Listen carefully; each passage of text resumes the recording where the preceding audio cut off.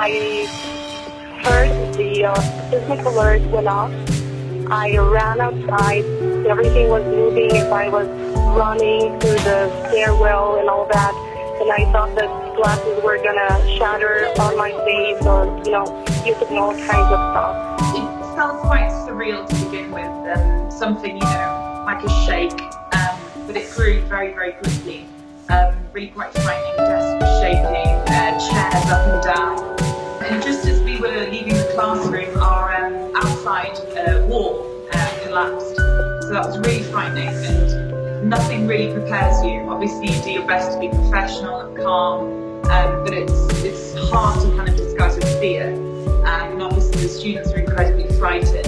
So it was a real kind of tough task trying to remain composed.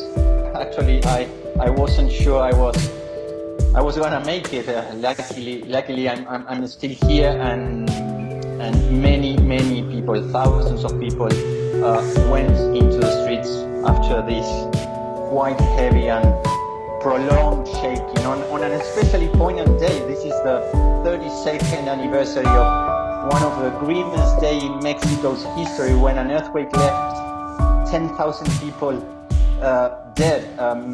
I've heard reports of victims. I understand that dozens of buildings across the city collapsed, and that the rescue efforts obviously are underway to remove rubble as soon as possible to find people trapped. I know the death count perhaps wasn't as huge as compared to other areas in Mexico, but in Mexico City I just feel like there's still so much damage and we're still finding out numbers. It's really, really frightening, and you can see on social media my Mexican friends, are communicating desperately with one another, trying to find out where people are, and warning people of areas not to go because it's still not safe